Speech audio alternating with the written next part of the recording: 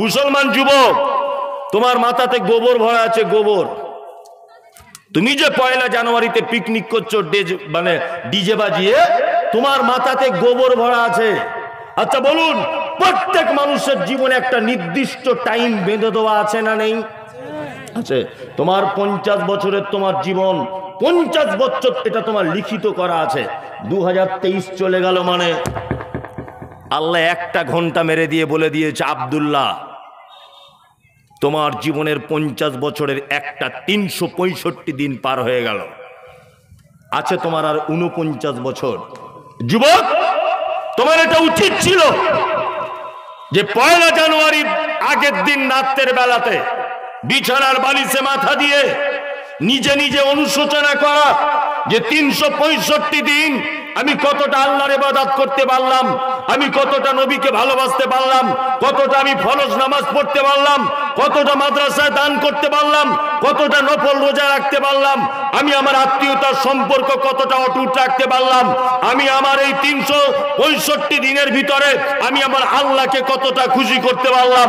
এই চিন্তা ভাবনা বাদ দিয়ে তুমি 31শে ডিসেম্বর রাতের বেলাতে শুয়ে শুয়ে ভাবছো আগামীকাল পরের মেয়েকে নিয়ে কি করে অন্য জায়গায় সিনেমা হলে বই দেখতে যাওয়া যায়, তুমি এটা ভাবছো কি করে পিকনিক করা যায় দেশি মুরগা জবাই করে, তুমি রাতের বেলা এটা ভাবছো যে ডিজে বাজিয়ে আমাকে ইহুদি খ্রিস্টানদের মতো ন্যাংটো হয়ে নাচতে হবে, আর ওই 4 চাকা গাড়িতে উঠে মাথাতে এইরকম করে জামা খুলে ঘোরাতে হবে আর কোমর দুলিয়ে ড্যান্স করতে হবে।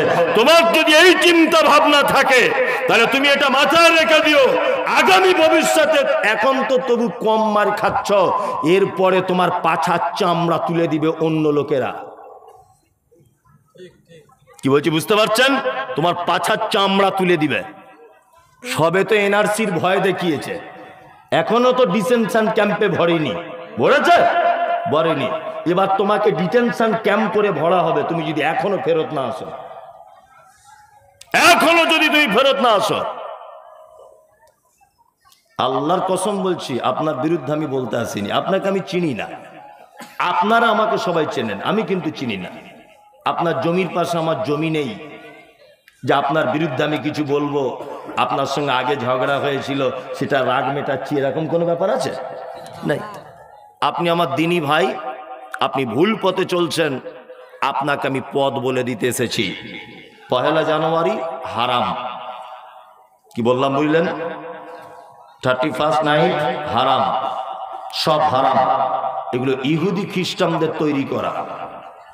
এই থেকে আমরা নিজেকে হটিয়ে রাখবো ইনশাল্লাহ, ইনশাল্লাহ, ইনশাল্লাহ। গ্রামগঞ্জে প্রত্যেক আপনাদের ভাষাতে মুখিয়া বা দায়িত্বশীল যারা আছে, কোনো ছেলে যদি ডিজে বাজিয়ে বক্স বাজিয়ে পহেলা জানুয়ারি পালন করে, তাহলে কিয়ামতের দিন মুহাম্মদ সাল্লাল্লাহু আলাইহি ওয়াসাল্লাম বলেছেন কুল্লুকুম রাইন ওয়া কুল্লুকুম মাসউলুন আন রায়াতিহি। প্রত্যেক গ্রামের দায়িত্বশীল, প্রত্যেক গ্রামের মুখিয়া, প্রত্যেক গ্রামের প্রধান, প্রত্যেক গ্রামের পঞ্চায়েত, প্রত্যেক গ্রামের দায়িত্বশীল, প্রত্যেক পরিবারের দায়িত্বশীলকে আমি আল্লাহ সুবহানাহু ওয়া তাআলা কিয়ামতের দিন পাকড়াও করব। আপনার ছেলে যদি এই পাপে লিপ্ত হয়, অবশ্যই আপনাকে কিয়ামতের মাঠে আসামির কাঠগড়াতে দাঁড় করানো হবে। এই গ্রামে যদি পয়লা জানুয়ারিতে কোনো রকমের কিছু বাজে, অবশ্যই এই গ্রামের যিনি মুখিয়া আছেন, প্রধান আছেন, পঞ্চায়েত আছেন, যিনি দায়িত্বে আছেন, কিয়ামতের দিন ওনাকে আসামির কাঠগড়াতে দাঁড় করানো হবেই, কোনো ভুল নেই। এ কথা মুহাম্মদ সাল্লাল্লাহু আলাইহি ওয়াসাল্লাম বলেছেন। ইনশাল্লাহ আমরা এই ব্যাপার থেকে নিজেদের বাচ্চাদেরকে হটিয়ে রাখবো ইনশাল্লাহ। চলুন, আমি কাল না হলে পরশু পহেলা জানুয়ারি আছে না? আছে। আচ্ছা, দুনিয়াটা কিসের জন্য আল্লাহ আমাদেরকে পাঠিয়েছে? ইবাদত করবে। আর একটা পাঠিয়েছে আল্লাযী খলাকাল মাউতা ওয়াল হায়াতা লিয়াবলুয়াকুম আইয়ুকুম আহসানু আমালা। আল্লাহ বলছে পৃথিবীটা একটা পরীক্ষার জায়গা। পরীক্ষাটা এই হবে যে তোমাদের ভিতরে সব থেকে বেশি ভালো আমল কে করছো তোমরা, এই ব্যাপারটার পরীক্ষা হবে। তাহলে পৃথিবী এটা পরীক্ষার জায়গা তো আল্লাহর কথা অনুযায়ী। আচ্ছা বাবু, তোমরা যারা বয়স কম, বাচ্চা বাচ্চা ছেলেরা আছো, এখানে স্কুলে পড়ো, কেউ আছো বাবু? একটু হাত তোলো তো। আমি একটা কথা বলবো, তোলো। কিছু ধরবো না, আমি ভয়ে তুলছে না, যদি কিছু ধরে আমি কিচ্ছু ধরবো না। ছাত্ররা তোমরা তোলো। একজন কোন রকম তুলেছে। তা আমি তোমাকে একটা কথা বলছি, বা যারা আপনারা স্কুলে পড়েছেন আপনারাও জানেন যে পরীক্ষার হলের একটা নিয়ম আছে। নিয়ম আছে না? প্রথমে আপনি ঢুকবেন, আপনাকে এই যে প্রশ্নটা কাগজ দেওয়া হবে, তাই না? ওতে লেখা আছে 100 মার্কের পরীক্ষা, আর লেখা থাকে টাইম হচ্ছে 3 ঘন্টা। লেখা থাকে 15টা প্রশ্নের উত্তর দিতে হবে। ভালো করে বুঝবেন, তার মানে প্রত্যেক ঘন্টায় কটা করে উত্তর? 5টা। পরীক্ষা শুরু, আপনি প্রশ্ন পড়ছেন, কোনটা লিখবো কোনটা ছাড়বো এই ভাবতে ভাবতে লিখতে লিখতে ঘন্টা পড়ে গেল। একটা ঘন্টা পড়ে গেল না? ঘন্টা দেয়। তার মানে মাস্টার আপনাকে এটা বোঝাতে চাইছে যে তোমার জীবনে 3 ঘন্টা মূল্যবান সময় থেকে 1 ঘন্টা পার হয়ে গেল।